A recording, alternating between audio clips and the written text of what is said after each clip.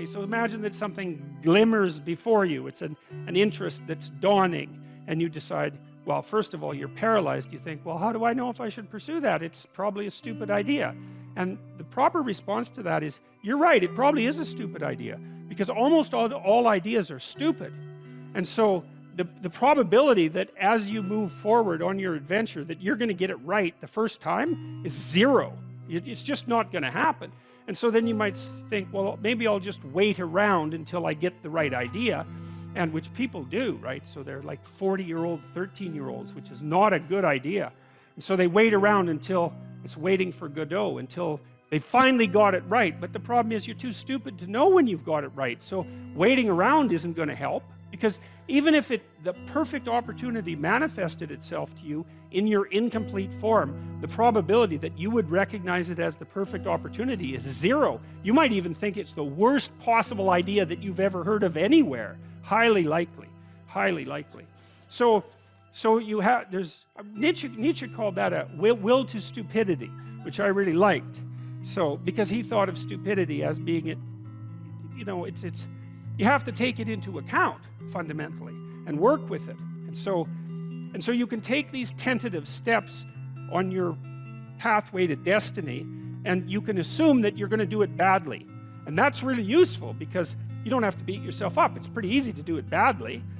But the thing is, it's way better to do it badly than not to do it at all. And that's the continual message that echoes through these historical stories in Genesis. It's like, these are flawed people. They should have got the hell out of their house way before they did.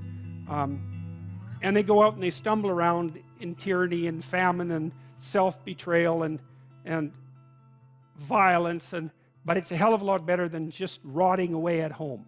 And that's great, so that's good. And so why is that? Well, okay, so you start your path and you think that you're heading, towards your star. And so you go in that direction. And then, because you're here, the world looks a particular way, but then when you move here, the world looks different, and you're different as a consequence of having made that voyage. And so what that means is that now that thing that glimmers in front of you is going to have shifted its location, because you weren't very good at specifying it to begin with, and now that you're a little sharper and more focused than you were, it's going to reveal itself with more accuracy to you. And so then you have to take it's almost like a 180-degree reversal. But it isn't, because, you've gone this far, and that's a long ways to get that far. But that's a lot farther than you would be if you just stayed where you were, waiting. And so it doesn't matter that you overshoot continually, because as you overshoot, even if you don't learn what you should have done, you're going to continually learn what you shouldn't keep doing. And if you learn enough about what you shouldn't keep doing, then that's tantamount at some point to learning at the same time what you should be doing. So it's okay. So it's like this. Now, what's cool about it, though, I think, is that as you progress, the degree of overshooting starts to decline, right? And that we know that. There's nothing hypothetical about that. As you learn a new skill, like even to play a song on the piano, for example, you overshoot madly. You're making all sorts of mistakes to begin with, and then the mistakes, they disappear. This guy came up to me last night. He was a kind of a pierced guy, rough-looking guy, and he's probably in his late 20s, maybe early 30s. He said, I've been smoking drug-free for 9 months. And I said, hey, good work, man, because he looked pretty pleased about that. I said, well, hopefully that's a lot better. And he said, it's a lot better. And I said, well, good for you for sticking it out, and I hope you can continue it. And I meant that, because I did mean good for you, and I hope you can stick it out. And he knew I meant that, because he wouldn't have bloody well told me that to begin with if he didn't think that was going to be the response. And then he said, I got 9 of my mates to do the same thing. Yeah, I thought, right on, man, that's great. And then, I was in Birmingham 2 nights ago, and I walked out of the hotel, and this kid, working class kid, came up to me, just out of the blue, and he said, thank you very much for elevating my vision. I thought, hey, look, it's really a good thing to be able to go around the world and to have people stop you on the street and say things like that to you. It's like, that's as good as it gets, you know? And people are telling me stories like that all the time. They come up and they say, well, you've watched this. It happens all the time. People come up and they tell me some way that their house was out of order, you know, they're hopeless and nihilistic and drinking too much and watching too much pornography and procrastinating too much and being not serious with their relationship and not getting along with their parents and, you know, not formulating a vision and not growing up. And, well, you know, there's just endless ways that you can descend into a kind of, what would you call it, a kind of grungy, filthy carpet infested hell. And then they say, look, I've been watching your lectures and I developed a plan for my life, and I've been trying to be more responsible, and I've been really trying to tell the truth, and I mended my relationship with my father, and I got married to my girlfriend, and now I have a flat, and I quit doing drugs, and I've just tripled my salary in the last year, and I didn't commit suicide like I was going to 6 months ago. I think I have, I don't know, out of the 150 people that I talk to each night, I would say probably over the course of the lecture series, there's probably 10 people like that a night who tell me that. And so, see, and because I believe what I said tonight, I believe that the individual is sovereign, and that individual sovereignty is the cornerstone of reality itself, and it's the cornerstone of the state, and it's the cornerstone of reality itself. I truly believe that to be the case. That every time I hear someone say, look, I've got my act together, I think that's one more weight on, you know, if the scales are always tilting towards good or towards evil, then every time someone decides to straighten themselves up, they take a major weight off the evil side and they put it on the good side, and it's not trivial. And I believe that that's what the redemption of the world depends on. It's not political. It happens at the level of the individual. Just like the descent into totalitarian catastrophe occurs when people abandon their sovereign responsibility, which I think is the most accurate way of diagnosing what happened in the 20th century. So whenever someone comes up to me and says, I was not doing so well, and here's, you know, 3 ways where I've really put my life together, we have a little 15-second party, and we both know why. And so that's as good as it gets. And so that's happening constantly. And I feel, generally speaking, that these events are like they're celebrations of that. And so interesting to watch the media miss this completely. It's like they don't have the conceptual, what would you say? They don't have the conceptual tools to understand that something might be happening that's worthy of note outside the purely conventional confines of you know, the stultifying and dull political discourse. I'm a psychologist. I decided a long time ago that the individual was the right level of analysis, and so it's an absolute, it's not a pleasure, it's not the right way of thinking about it. What's rule 7? Do what is meaningful, not what is expedient. This is the most deeply meaningful thing that I can envision doing. So that's great. It's great. It's hard. Great is hard. When something great happens, that's hard, right? It's not something trivial, but it doesn't matter because it's great.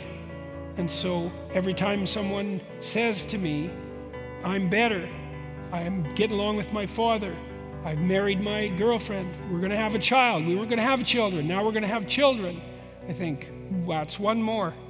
So that's great, man.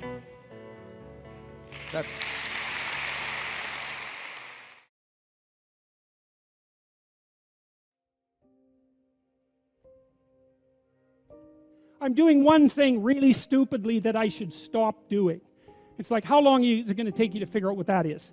It's about 2 seconds, right? You've known it forever. And you could even make it less demanding. You could say, there are some stupid things that I'm doing that I know are stupid and wrong, that I could stop doing, that I would stop doing.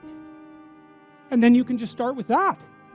And you can just do that, and maybe it's just a little thing, although it's not, because it's a step forward on the proper voyage. It's not a small thing. And you think, well, what would happen? You could say, let's do this for a year or even a month. Just try not to do things you know to be stupid and wrong for a month. And that means not to say things you know to be stupid and wrong as well. Maybe that's the most important thing. Just do it as an experiment. See what happens. And it's so fun, because I have people writing to me from all over the world who are saying they're doing that. They're saying, well, you know, I cleaned up my room and then I stopped saying stupid things, and my God, it's like things are way better. It's like, who would have guessed it? You know? And so it's low-hanging fruit, man. Because that's the other thing. If there's a lot of things wrong with you, then it's really easy to start fixing it, you know? There's so much territory that you can inhabit.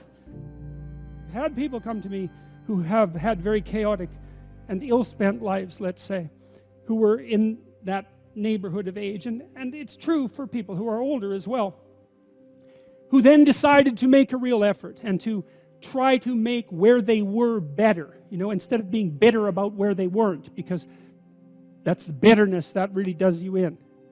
It's really not good. It's the opposite of gratitude. It's the manifestation of resentment. It makes you malevolent. It's very, very bad to be bitter. It's hell to be bitter. And if you're 40 and you're not successful, then you have to accept your lot, and you have to start to improve what's right in front of you. And if you do that, it doesn't take very long. It's quite interesting to watch people.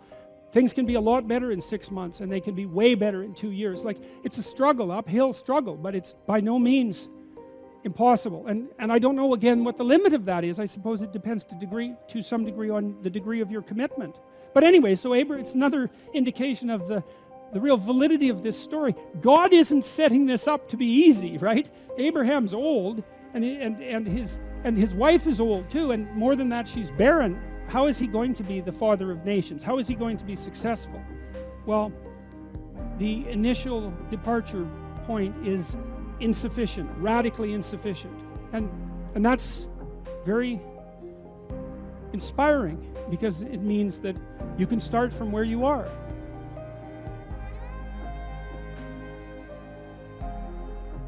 People ask me what it's like to be on tour with you. Yeah. I always say, well, he takes life seriously, and it's making me take life more seriously, and I think it's making these people take life more seriously. Do you remember the moment that happened? Yes. Can you tell me that moment? Yes, I can. Yeah. So it was in, I think, 1983. And this is a strange story. I came home from a party, university party, and I wasn't in the best mood. I've always had a certain proclivity towards depression, which I've recently discovered is probably an autoimmune problem. In any case, I'd gone to this party and I'd had a lot to drink, because I like to drink. And I don't know, I wasn't happy with something that happened at the party. I wasn't happy with the way I behaved. I mean, that's not uncommon, right? If you like to drink, then you're not happy with the way you behave. Those things just go together. And so, but it was deeper than that. It wasn't just that I was unhappy with the way the party had gone, but I was deeply dissatisfied with how I was oriented in life. Like, I felt that there was it was a nihilism, I suppose, that was gnawing at me. This was not long after I'd worked for a socialist party in Canada for a while when I was a kid, and this wasn't long after I stopped doing that, and so I kind of lost my moorings, and the Christianity that my mother practiced in particular, I'd abandoned that when I was like 13, and so I didn't have any structure to orient me at all, and so I was experimenting a little bit with artistic production at this point, not a lot, but a bit, and so I took out this canvas from my closet, and I sat down and I sketched out this picture, and I just let my imagination roam, and what came out was it was a crucifixion, and I drew a picture of Christ on the crucifixion, but with a very judgmental face, very angry face, and with a snake wrapped around his waist. And it was a really harsh picture. It was like an expressionist picture. Not that I have the talent of an expressionist, but that's what it was. And I thought, I mean, I wasn't thinking, I didn't think that I was thinking in religious terms at that point at all. And I was an absolutely sporadic churchgoer, and I was absolutely shocked by this picture. I thought, where the hell did this come from? What did that possibly mean? It took me years to figure out what it meant. I mean, really, one thing, so I'll tell you part of what it meant. So Carl Jung said something very interesting about the structure of the New Testament. He said that the gospel Christ is fundamentally, although not entirely, fundamentally a figure of compassion. But the ideal is not only compassion. The ideal is also a judge, because an ideal is a judge. Let's say you have an ideal. Well, it's a judge because you don't live up to it. And so your ideal is always looking at you like you're not what you should be. And the higher the ideal, the more judgmental the judge. Well, that's why he thought the book of Revelation, first of all, emerged as an unconscious revelation, because Christ comes back at the end of time, so the story goes, as the ultimate judge. And virtually no one is judged acceptable. Well, why? Well, because by the highest possible, speaking psychologically, even biologically for that matter, the idea of Christ is the instantiation of the ideal as such. That's what it is. Now, it might be more than that, but that's what it is. It's whatever a human being would be if a human being was perfect.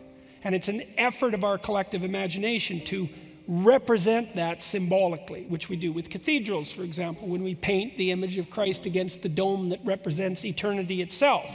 That's the ideal. Now you might say, well, I don't believe in the ideal. It's like, you're missing the point. So that ideal is a judge, and the farther you are away from that ideal, the harsher the judge. And so the snake was part of that, because the thing is that if you're low enough and the ideal is high enough, the ideal itself is so judgmental and so detached for you that it starts to look to you like your enemy. And so that was the painting. And it was like, and I was asking a question, that was the thing, I was asking a question. I was asking, like, what would I have to do to set this, what would I have to do to set the situation that I'm in right? And so then I drew this picture, and the picture had the answer. I mean, artistic production always has the answer. That's where the answers come from, and so that was a manifestation of imagination. It was part of me attempting in its symbolic mode of personified thinking to deliver a message. And so I swore that night that I was going to do whatever it took to set myself right, period, whatever. And I was dead serious about that. And so that was the moment. And then I don't know what I did with that picture. I hid it in my closet because I was so freaked out by it. I thought, what the hell is this? It's like some schizophrenic nightmare. It's like underneath the covers with that thing. But it wasn't long after that I wrote the first essay that eventually turned into this Maps of Meaning book. It was a poem to begin with, actually. That was how it came about first. So that's when I decided to straighten myself out.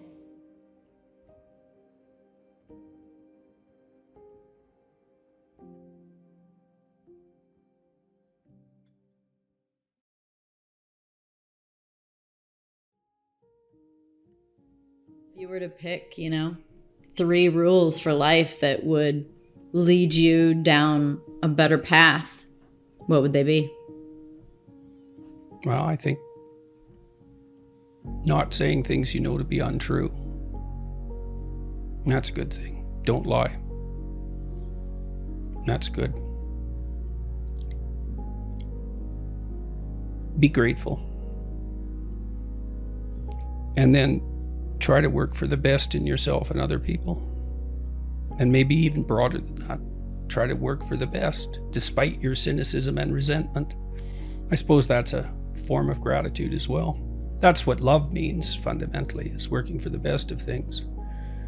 And it's a goal. mean, what's the alternative? Hate?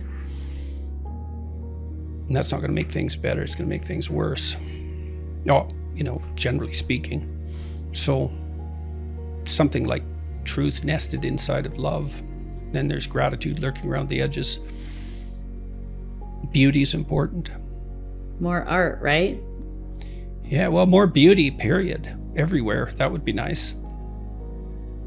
It's kind of intimidating, beauty.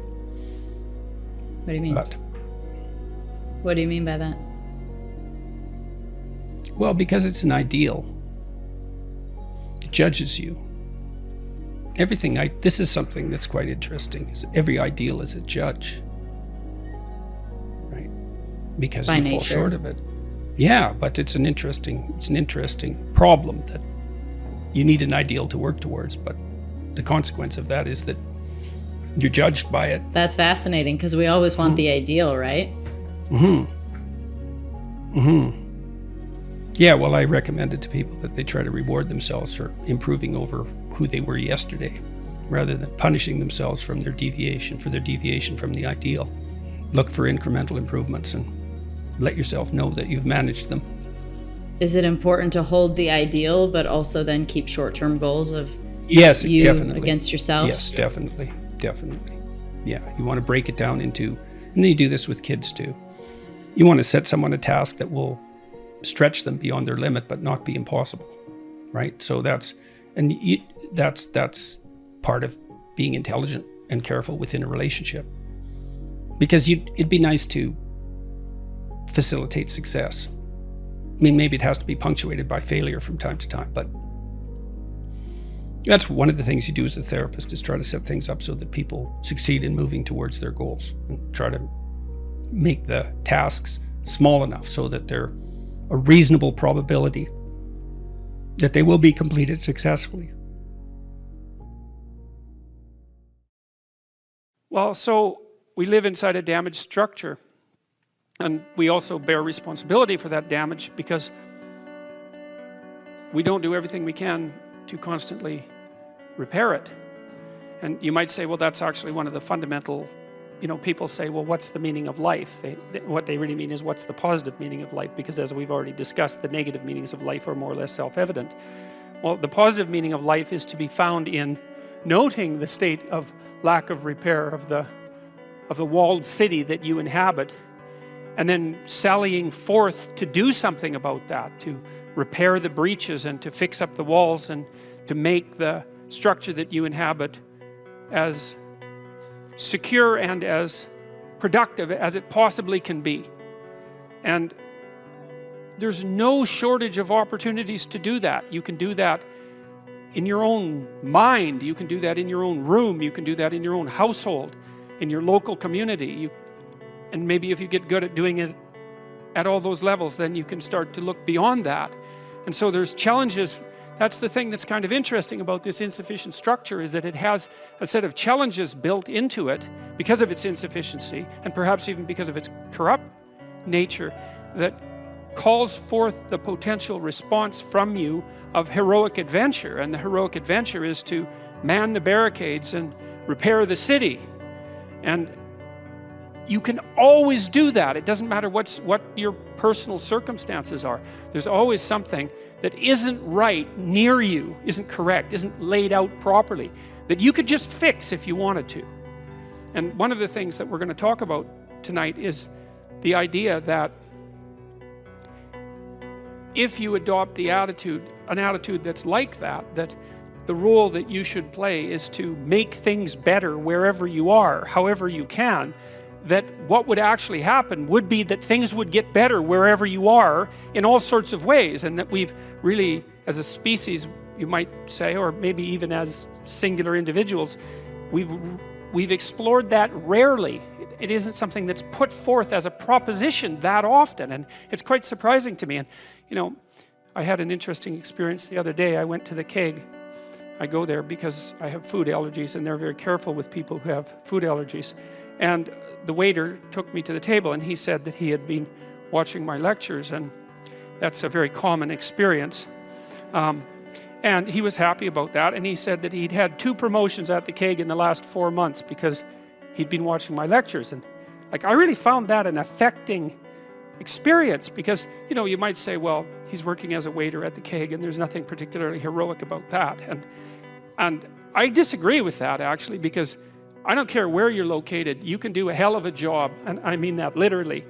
At whatever job you have, you can take whatever job you have and you can make it a real nice little piece of absolute misery. Or you can act like a civilized human being and notice that no matter where you are, there's a richness and a complexity that's completely inexhaustible right at hand. And then you can take that seriously and you can say, well, I happen to be a waiter at the Keg, and perhaps that's not what I expected, and he's a young guy, and perhaps that isn't where I want to end up, but it's not nothing. It's a rich environment, and I can make it a lot better if I want to. I can get along properly with my coworkers and not gossip behind their back, and I can treat my customers properly, and if an opportunity comes my way, I can take it, and I can see what happens. And so he said that's what he'd started doing, and that things were working out much better for him. He was in a much better job than he was 3 months ago. And 3 months, that's nothing, right? I mean, that's a nice trajectory. It's an uphill trajectory, and that's what you want, really. An uphill trajectory is actually even better than being somewhere good, as far as I'm concerned, because one of the things that really makes your life meaningful is the clear realization that you're headed somewhere better than you are now. And then it's even better if you also understand that there's a direct causal relationship between the things that you're doing and the steepness of that incline. And so I get a lot of letters from people like that, and they're most frequently young men, although not always. And they say, well, you know, I've been listening to these lectures and I decided that I'm going to try to take responsibility for my life, and so I've started to stop doing all the stupid things that I know that are stupid, that I know I shouldn't be doing, and I've started doing some of the things that aren't stupid that I know I should be doing, which seems pretty obvious, really, if you think about it. But obvious though it may be, that isn't necessarily what people do. And then they write and say, you can't believe what difference that makes. And they're thrilled about it. And so I'm thrilled about it when I get letters like that, because I really don't experience anything as better than a letter like that or a message like that, because it's so good to see things that aren't so good replaced by something better. And I really do think it's an open question. I truly believe it's an open question to what degree we could make things better if that's what we actually aimed at doing.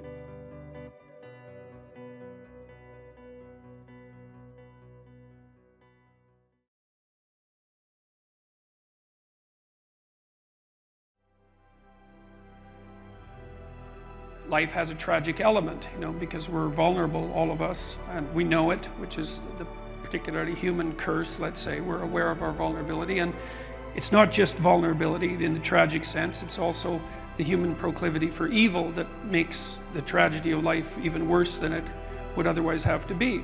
And you could say that that's a basic truth. You could even say that that's a basic truth with regards to the meaning of life. You know, it's a pessimistic way of looking at it in some sense, but it leads to an optimistic conclusion.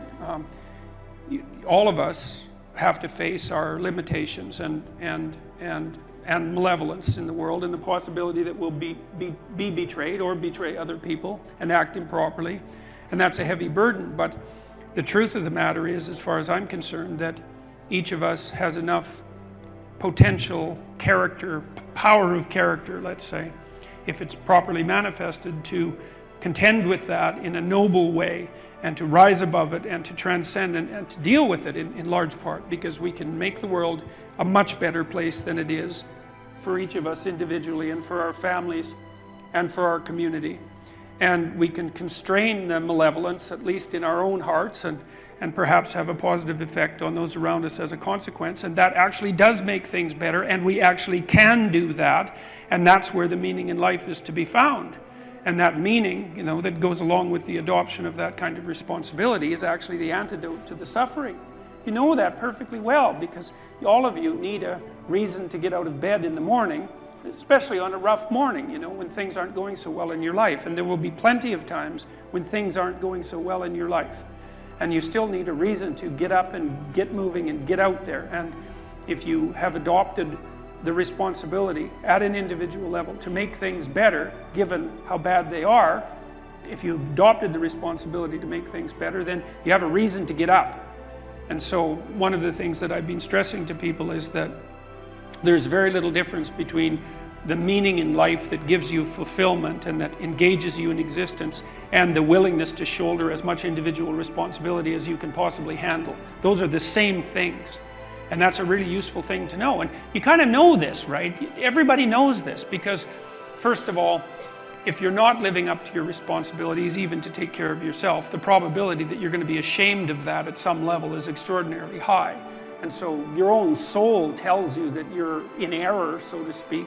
But also, if you look at who you spontaneously admire, which is a good indication of where your value system really sits, you'll see that the people you admire are always people who take responsibility for themselves and responsibility for their family and responsibility for their community. You know, we're cynically, it's often considered that we admire, let's say, the rich and successful because of their status and their wealth and their power. But that's a very shallow, and it's very trivial, and I also don't really believe that it's true. I think that the people we admire are people who conduct themselves admirably in life, and you get a spontaneous admiration as a consequence of that, and that's a call from the deepest reaches of your being to imitate and to follow in that pathway, and you can do that. So there are constraints on how you can interact with the world in a successful manner. Let's assume that you don't want undue pain and anxiety. We could just start with that, and I think that's a reasonable proposition. You could tolerate some pain and anxiety if it's in the service of something greater, obviously, but I just mean pointless pain and anxiety. We don't want any more of that than is necessary, and that means that you have to take care of yourself to some degree. But the manner in which you take care of yourself is severely constrained. This is partly why you have to be intelligent and careful and plot your way through life properly.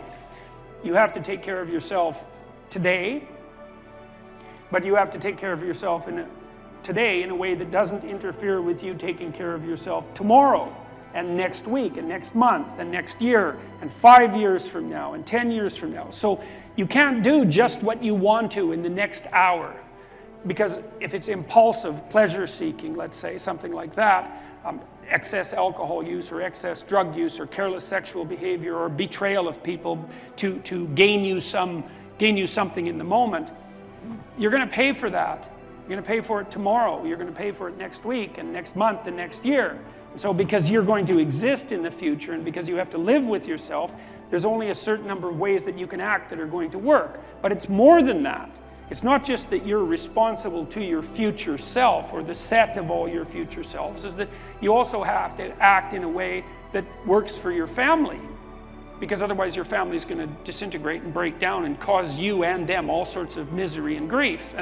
And not just your family now, but also your family into the future. And then not just your family either, but also your community. And so you have to set your aspirations so that they serve you in the broadest sense over a long period of time, and they also serve your family, and they also serve your community, and that's a very tight set of constraints. And I think that the best solution to that set of constraints from a philosophical perspective, or maybe even a theological perspective, is to view the world as a place not of groups, but of individuals, of sovereign individuals who are responsible for their destinies, responsible for their families and for their communities. And that's essentially the ethos of the modern West, because the thing that's so remarkable about the West, I would say, is that we did a wonderful job of articulating out the idea of individual sovereignty, and we made that the cornerstone of our political and economic systems. And the thing about that is, it works. And the evidence that it works is, well, it's right here in this room. Everything in this room is working, right? And around the world, increasingly, people are becoming economically better off at a rate that's absolutely staggering. And a huge portion of that is because we've articulated out the ethos of the responsible sovereign individual. And that's not the same as the individual with rights. It's not like rights are irrelevant, but rights are really there to facilitate your adoption of individual responsibility. And one of the things I would like to say to all of you, and it's one of the things I really wanted to talk about coming here today when I was thinking about it, is that you don't want to play identity politics. And that can happen because it can be played on the right and the left, right? And that's a collectivist idea. You don't want to do that. What you could bring to the table that hasn't been brought to the table for years is an emphasis on individual responsibility. And the right way to do that, as far as I'm concerned, is to start with yourselves, is develop a vision for your life. You start to think about, if you could be who you could be, what would that look like? That's the beginning of a mature philosophy of being. If you could be the person that you would admire, who would that person be? How would you configure yourself? How would you configure your career, your education, your family, the use of time outside of work? If you wanted to be the noblest person that you could be, who was adopting the maximal amount of responsibility, how would that look? Then you need a strategy to put that into place. And that's the way you change things properly, and also the way you do the least amount of harm while you're changing them. You need a meaning to offset the tragedy of life. Otherwise, you just suffer stupidly, and you tend to make people around you suffer the same way. It's like, not good. It's what the modern left does quite well. And the way that you find that meaning is by adopting as much responsibility as you can.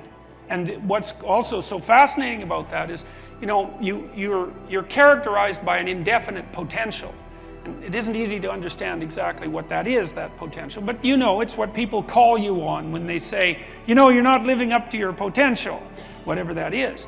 That potential will be called forth from you as a consequence of adoption of responsibility, because it won't manifest itself unless you take on a load.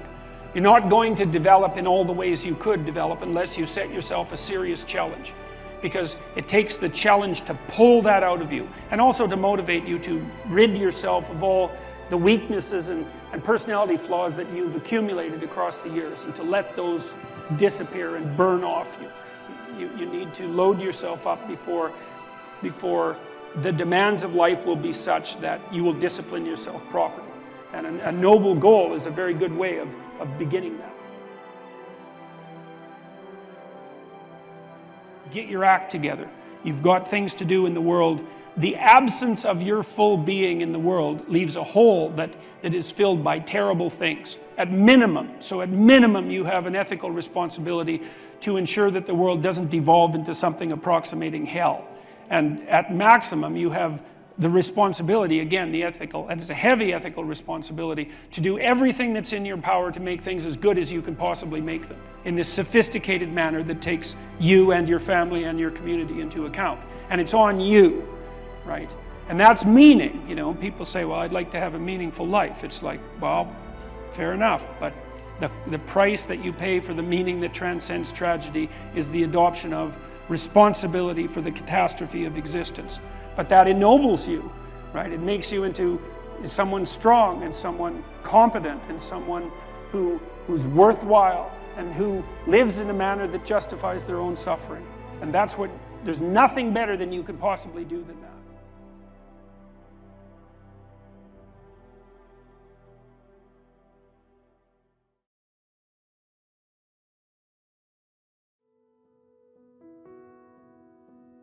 I bought this cottage up north in northern Canada, and it's very dark up there. And you can go onto the dock at night, and it's dark enough so you can see the Milky Way, you know, and it has to be pretty dark before you can see the Milky Way. And it's very impressive. You know what that's like if you've been out to see the night sky, or maybe you feel the same way when you see the Grand Canyon, or a remarkable waterfall, or some particularly beautiful scene, or perhaps you feel that way in a cathedral, or more likely you feel that way when you're listening to music that really grips you, right? And it's all the same experience, it's an experience of awe, and it's way down low in your nervous system like the orienting reflex. It's not a cognitive response precisely, it's a precognitive emotional response that signifies significance. And you look up at the night sky, and it fills you with a sense of awe, but it doesn't just do that. You see, it activates the impulse to imitate, which is a very deep motivation in human beings. We're unbelievable mimics. We mimic each other all the time, which is why we all use the same words, let's say. We're very good at embodying other people's embodiments. It's a particular talent that human beings have, and we're so good at that we imitate all sorts of things that aren't even human. And so then you view this expansive night sky, and a sense of awe fills you as you confront the infinite. And it calls to something inside of you that can master the infinite. And that's a form of imitation, right? To look into the darkest place, the most wide expanse possible, and to have something inside you respond that's capable of dealing with that. That's that instinct to imitate. And that's calling the best out of you, and that's why you love doing that. And it isn't just that you love it, it's that you cannot live without it. You cannot live without it. And I know so many of you, atheists or otherwise, you can't live without music. You think, well, why can you not live without music?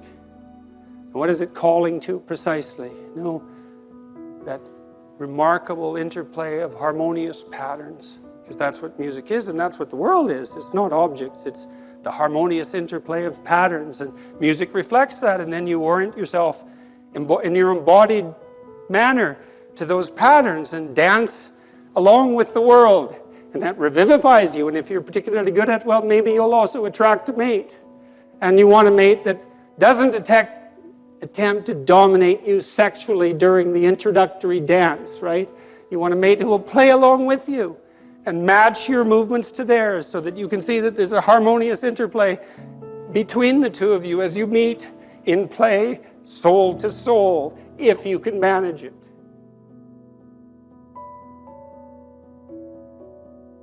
And that capacity that's called out in the dance is the same capacity that's called out by the night sky, and it's the same thing that's represented in those Byzantine churches. You look deep enough into infinity and you find your destiny. And that destiny is everything you could be. And we all know that, and this is what men and women search for in each other. You know, if you're rejected by a woman, well, why is she rejecting you? Well, maybe her judgment is off, and that would be very, convenient for you. But she's rejecting you because you are not all that you could be, and maybe not even all that you need to be.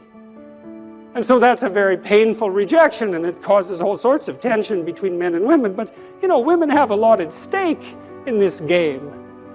And so they're looking for something, what? Powerful, dominating, brutal, terrible? No. Something perhaps capable of that. But even more important, capable of mastering it, right? And capable of singing despite that. We all know that's true, and the shame that men feel when they're rejected by women is precisely the shame that they feel at knowing deep in their heart that they have not lived up to what they are capable of being.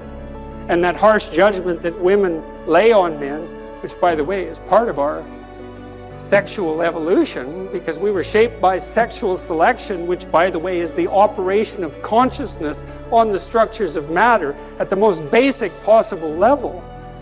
Well, it's a terrible rejection, but it's a salutary rejection. And that process of differentiated choice has shaped us into what we are. That action of consciousness, wanting the best from a potential partner and selecting, at least in part, on that basis. And men participate in that too, in the Meistersinger manner. You know, men aren't competing for dominance with each other constantly in a zero-sum game to achieve sexual dominance. There's an element of that, right? Because some things are a zero-sum game, but men are perfectly capable and more than willing, in fact, to aggregate themselves into skilled groups and to celebrate the elevation of the most skilled above all else. And so we see this cooperative venture between men and women over the longest run of possible time in producing some refinement of the human spirit in embodied form. And we want that from everyone. We require that from everyone. We're thrilled to the core of our soul when we encounter it in a conversation or in a course or in a work of art that calls to us in that manner.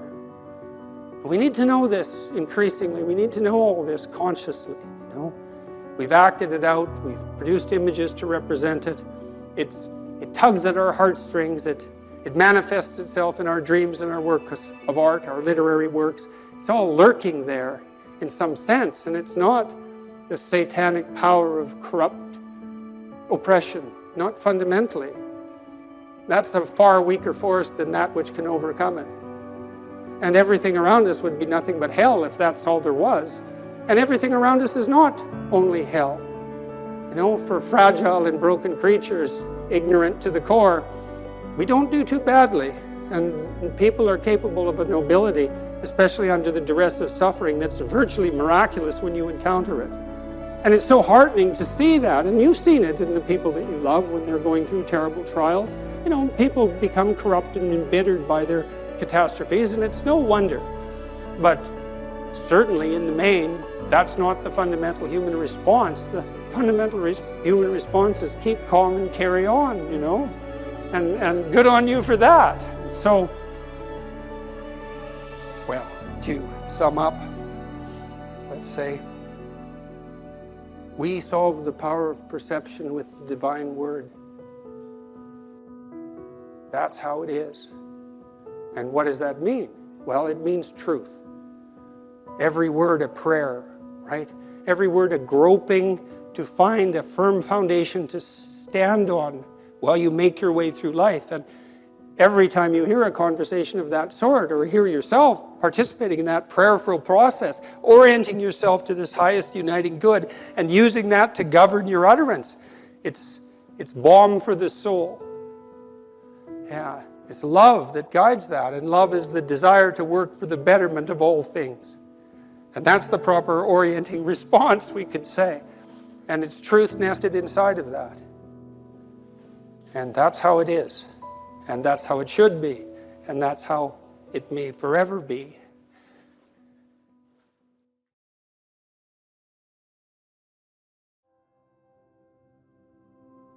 What would you say from your personal experience has been one of the most consistent issues that you see plaguing young men and holding them back from all your years of experience? Well, one of them is wrong attitude towards education. And, because it's easy, and like I said, temperamentally, I was disinclined to enjoy school, especially from grade 7 through grade 12, especially Why do you say junior that? high. Well, all my friends were kind of delinquent types in some ways, and so they acted up, and so did I, and I was pretty mouthy. But also, it was too slow for me. Like when I took language arts in grade 8, I had read the whole year's books in I think it was the first day, but it was certainly the first week. And so it just bored me. I was just bored to death. So that wasn't so good. It can be a bit infantilizing because of the rule structure. Like I said, a lot of my friends, they just weren't going to put up their hand when they wanted to go to the bathroom anymore, and they were just done with that. But one of the things young men aren't taught properly, and I mean even at the age of, let's say 11, young, is like, there is nothing that will make you more powerful than your words. And so if you think that reading and writing is for pansies and dimwits, or teachers' pets, because they get in less trouble in school, let's say, you're seriously misinformed. And so, I talk to people like Jocko Willink, and Jocko's as tough a guy as you could ever hope to encounter about literacy, and a number of other people too who are also seriously tough guys.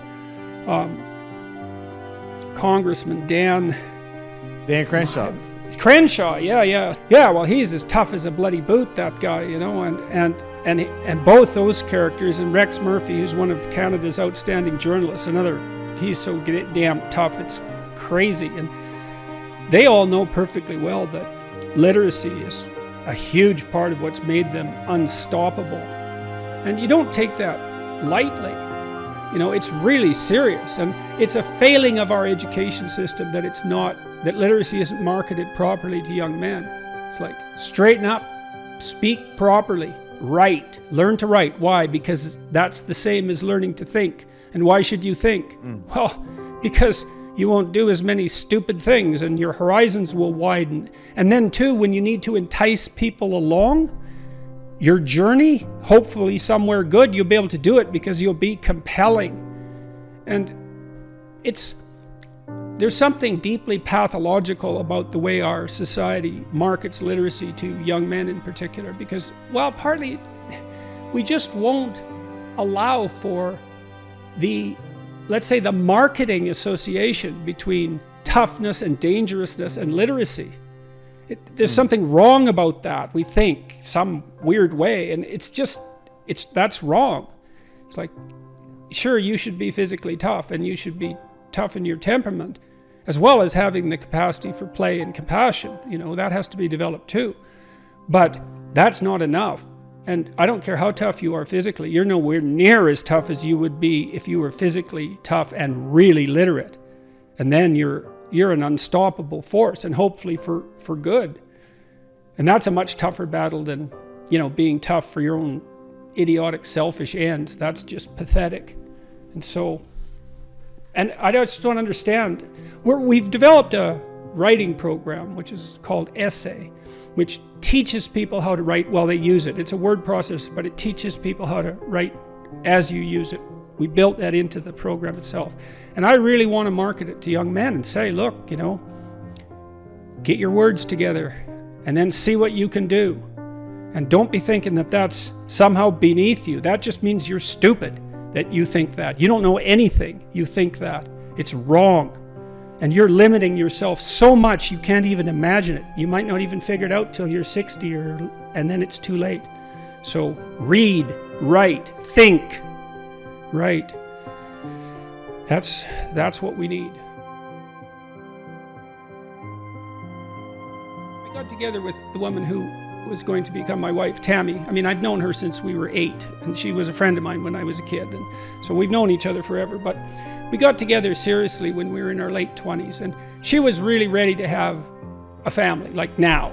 And I didn't have a permanent job at that point, although my prospects were good, which is part of the reason she married me. But she wanted to start, and I thought, okay, so I didn't really want to do that. And I thought, okay, what's your problem, Jordan? What is it that you're worried about? And I thought, well, there's an economic issue. That's not really serious. I'll get a job, and she'll come along wherever I go if I have that job. So that's not an issue. It's like, so what then? Well, babies. What the hell do I know about babies? Nothing. I can't take care of a baby. I don't know how to do that. So I said to her, well, the reason I seem to be objecting is because I'm kind of doubtful about the infant stage. Like toddlers, I know what to do with them. I can play with kids. But when they're under a year, they're like a foreign object to me in many ways. I don't know what to do, and so that worries me. And so I'll tell you what, if you'll take primary care for the infant, I'll take care of you and the infant. And how would that be? And I think that's the right role. I really do believe that. And you might think, well, that's sexist. It's like, well, no, not necessarily. How are you so sure that first year as a mother isn't one of the great parts of the fundamental adventure of being female? Like, so don't give me any crap about that being sexist. That's just, I don't think so. And so what I would do is watch my wife, and if she got tired, spell her off. And I did what I could to take care of the infant, but I knew that, she would take care of that while I stumbled around trying to learn how. And she did that.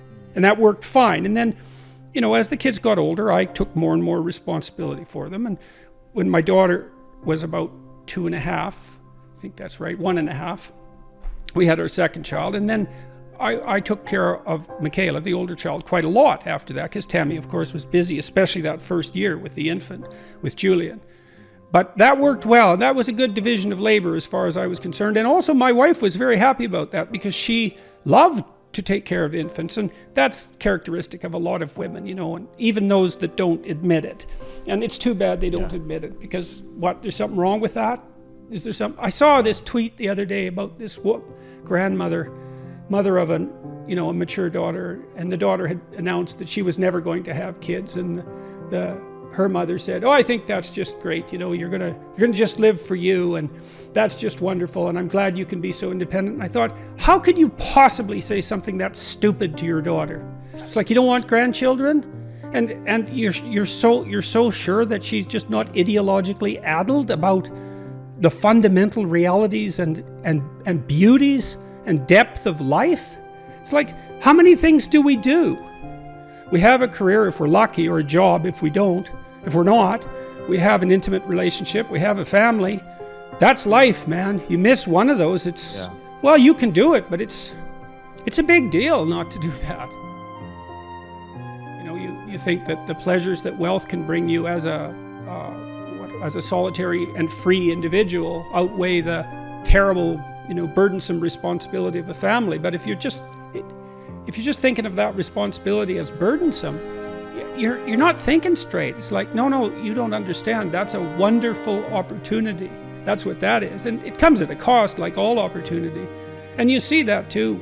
One of the saddest things I saw fairly regularly as a clinician was, couples that had decided too late that they wanted to have kids, and then, were just turning themselves inside out with attempts to conceive, and often failing. And Jesus, that's hard to recover from once you realize that's what you want and it doesn't happen. So and the other thing that people don't really realize is that things go by pretty quick.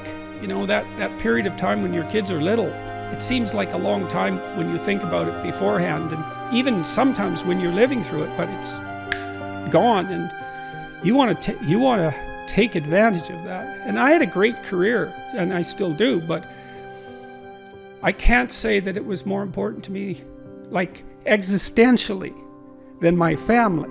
Like I couldn't have possibly imagined having a career that was more, what would you say? It offered me everything I could have possibly wanted. Also a lot of trouble, but nonetheless, and so I was exceptionally fortunate in that regard. But nonetheless, if I had to pick, I picked my family.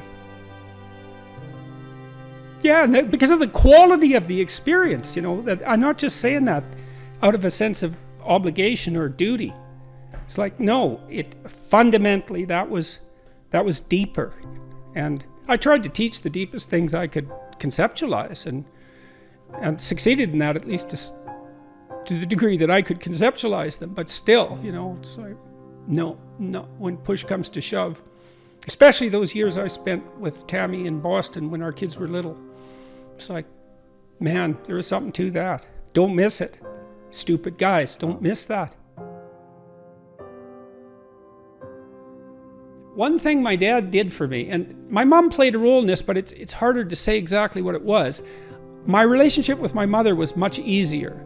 She's an easy person to get along with, an easy person to love. She also has a great sense of humor, so I could always make her laugh, and that was wonderful.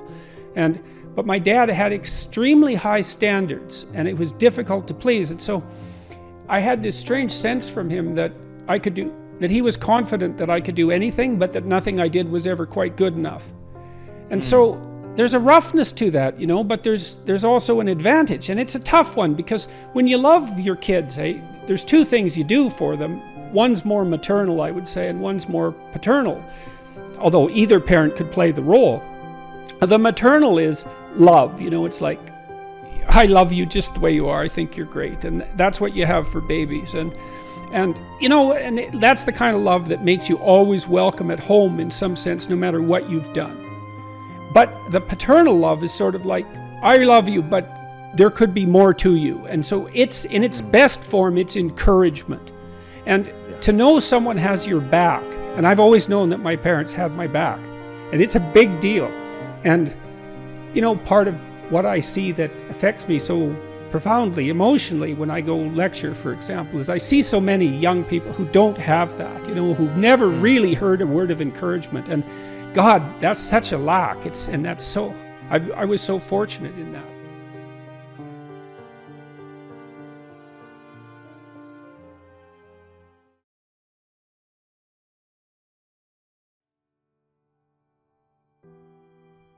How did I balance marriage, fatherhood, and a demanding career?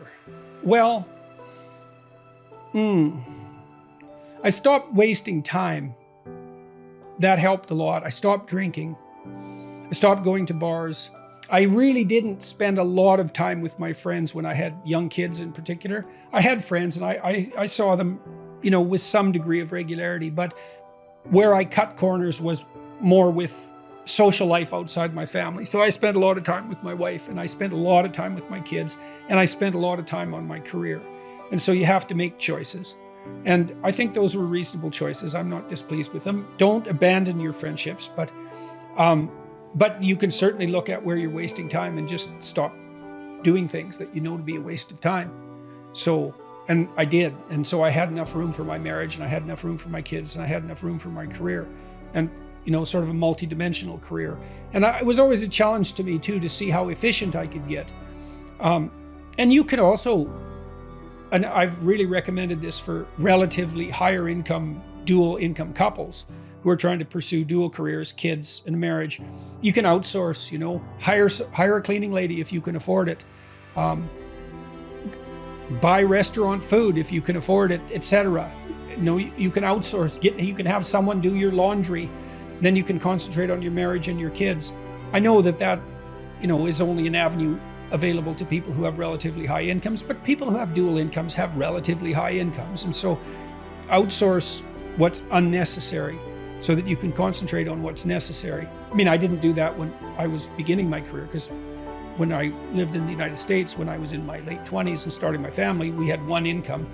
You'd think a Harvard beginning professor makes a lot of money, and I suppose that's true in some absolute sense, but relatively speaking, you know, we didn't have enough money to buy magazines. We all our money went for housing cost and the basic necessities of living. I had a car that was 20 years old, 25 years old, I think. It was old. It was a bloody thing. The doors fell apart on the person I sold it to, you know, like 6 months down the road. They knew it was a wreck at that point, but we drove that thing right into the ground.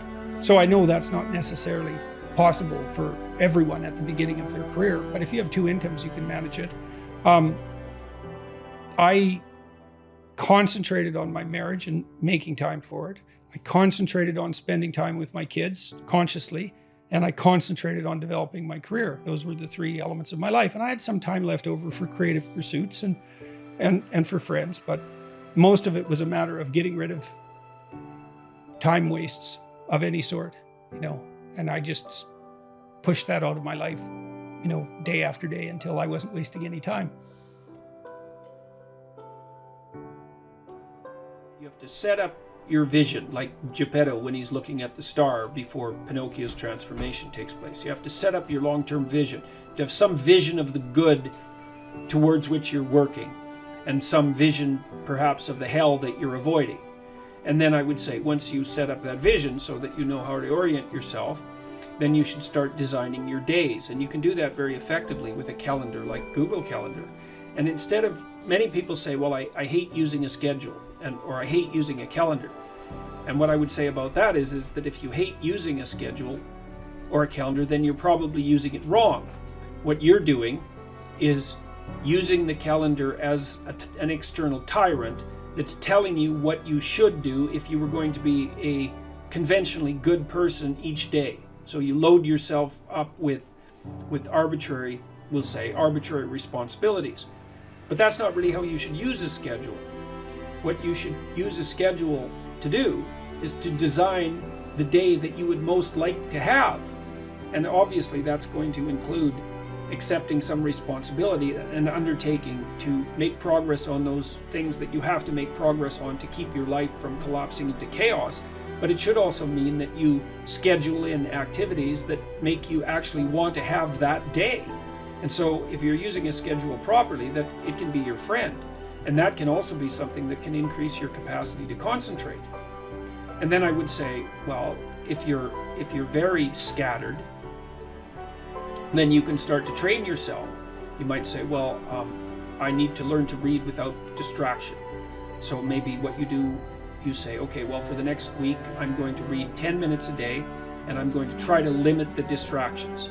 And if you're successful at that, then you could try 12 minutes a day. And if you're successful at that, you could try 15 minutes a day. And the trick is to set a goal for yourself that is slightly beyond your current level of performance, enough to be challenging, enough to be worthwhile if you accomplish, but not so difficult that you're likely to fail. I plan my day obsessively. My calendar is always absolutely full, and often weeks in advance. And I plan in the morning, especially when I'm on top of things. And I plan each hour, and I probably plan each minute. And yes, it leads to way higher productivity. You know, You decide what your goals are going to be. You place them in the calendar. Use the calendar as your friend, because what you want to do with the calendar is design a day that you want to have, or a day that would be good for you. And a day that would be good for you is one that you're when you end the day, you feel that you've moved yourself ahead towards your valued goals, and that you've kept chaos under control. And that enables you to sleep soundly and with a good conscience, and to know that the next day is going to be at least not worse than that day.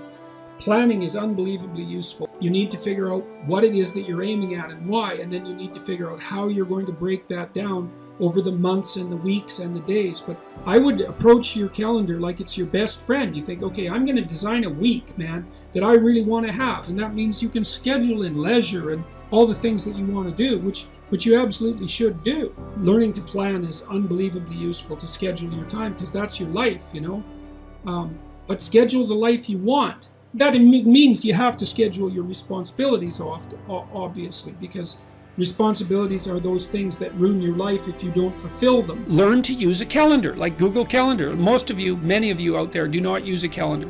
Okay, a calendar is not a prison, and it's not a tyrant, not if you use it properly. A calendar keeps anxiety at bay. It makes sure that you do what you need to do, which is important, because otherwise you fall behind. But if you use it properly, it's also helps you plan what you want to do. So I could say, well, lay out your damn calendar and design the days you would like to have. That's what your calendar is for. So you can put in all sorts of things in there you want to do, and that would be good for you. And that's a really good way to start being more industrious. Make a plan. You need a plan for 3 years. You need a plan for the next year. You need a plan for the next 6 months. You need a plan for the next 3 months. You need a plan for the week. You need a plan for the day. You need a plan for the hour. All of that. I make lists constantly of what I have to do. And they're like daily, weekly, monthly, yearly. I've asked my undergraduates frequently how much time they waste per day, and general estimates are like 6 to 8 hours of time they regard themselves as wasting. Like, that's a whole career right there, right? So if you just stop wasting time, you can do a tremendous amount, especially if you also try to maximize efficiency. And I always found that incredibly motivating.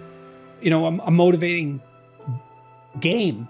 How much can I do in the least amount of time possible? That's fun to try to do that, as far as I'm concerned.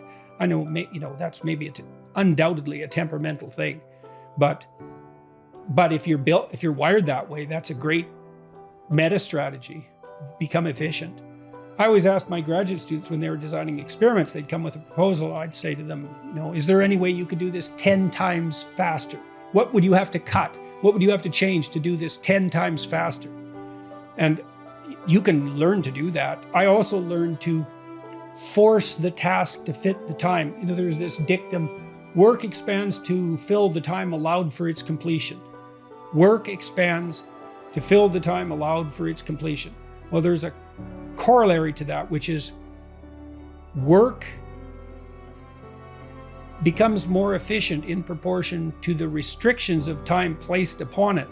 So if you say, well, this could take me 2 weeks, but I'm going to do the best job I could in 1 day, you'd be amazed. You can get 90% of the way, or 95% of the way, or sometimes even farther in that day. So that's another way of becoming efficient. If you only have 10 minutes to do something that should maybe take you 2 hours, maybe you can figure out how to do it in 10 minutes. You can get dreadfully efficient. So that's very much worthwhile, in my estimation. If you want to do a lot of things, what else are you going to do? Rather than become efficient, if you want to do many things, you don't have much choice. But I found it extremely entertaining to try to do that.